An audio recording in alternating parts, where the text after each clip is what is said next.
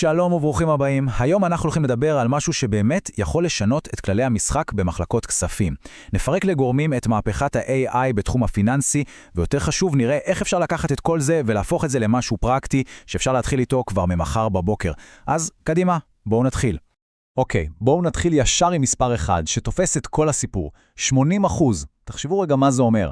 80% מהזמן שהיום מושקע בהכנה של דוחות כספיים, עבודה סיזיפית שחוזרת על עצמה יכול פשוט להיחסך. וזה לא חלום רחוק. עם הכלים הנכונים, זו יכולה להיות המציאות החדשה. יפה. אז כדי שכל הקסם הזה יקרה, אנחנו צריכים קודם כל לדבר באותה שפה. לפני שקופצים לאוטומציה, יש 3 מושגי יסוד שחייבים להכיר.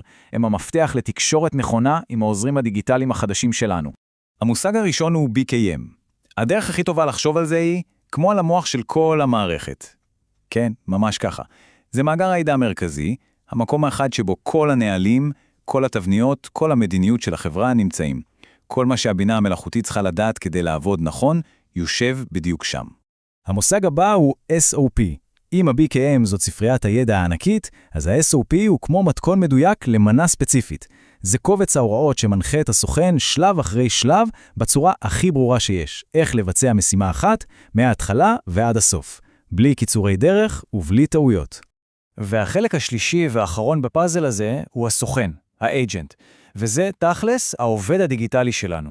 אנחנו בעצם לוקחים AI ונותנים לו תפקיד, אחריות וכישורים, ממש כאילו גייסנו חבר צוות חדש למחלקה.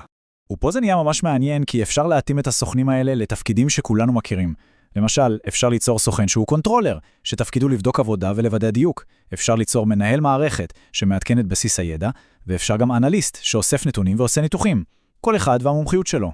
טוב, אז הבנו את השפה, דיברנו על המושגים, עכשיו בואו נדבר תכלס. איך כל זה מתרגם לתוצאות בשטח? מה יוצא מזה בסוף היום? היתרון הגדול ביותר, וזה אולי הדבר הכי חשוב להבין, הוא הרעיון של מערכת עם זיכרון מושלם. תחשבו על זה רגע. מערכת שאף פעם לא שוכחת כלום, שתמיד עובדת בדיוק לפי הספר, ומתעדת כל צעד באופן אוטומטי. התוצאה? נתיב ביקורת, אודיט טרייל, פשוט מושלם. נקי, בלי טעויות, זה משנה את כל כללי המשחק בביקורות. והנה דוגמה שממחישה את זה בצורה מדהימה. בואו ניקח המשימה יום-יומית, עיבוד של 100 חשבוניות. באופן ידני זה יכול לקחת סביב 4 שעות עבודה. בעזרת AI, בערך רבע שעה.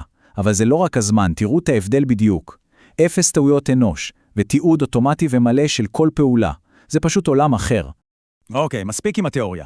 זה נשמע נהדר, אבל איך מתחילים? בואו נעבור לתוכנית עבודה פרקטיק. איך בונים את המערכת הזאת מ-0, החל מהיום? האמת, זה הרבה יותר פשוט ממה שזה נשמע.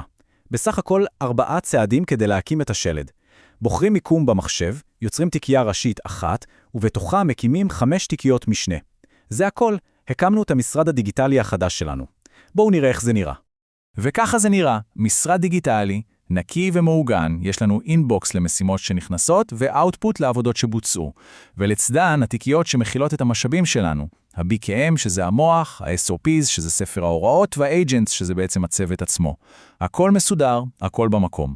השלב הבא הוא לגייס את חבר הצוות הראשון שלנו, והתהליך הוא כל כך פשוט שזה כמעט מצחיק. פשוט יוצרים קובץ טקסט חדש בתיקיית ה-Agents. זה הכל. השאלה היחידה היא, מה כותבים בתוך הקובץ הזה? ובכן, בפנים אנחנו בעצם בונים לו קורות חיים. מגדירים לו תפקיד, למשל AI Controller, נותנים לו ניסיון דמיוני של 20 שנה כסמנכ"ל כספים, מציינים מה הכישורים ומה האחריות שלו. אפשר אפילו להגדיר לו אישיות, למשל קפדן ויורד לפרטים. ככה אנחנו הופכים כלי AI כללי למומחה שמדויק לצרכים שלנו. יפה. אז עברנו על היסודות, ראינו איך בונים את התשתית ואיך יוצרים סוכן. בואו נעשה עכשיו בדיקת ידע קצרה רק כדי לוודא שכל המושבים יושבים טוב בראש. מוכנים?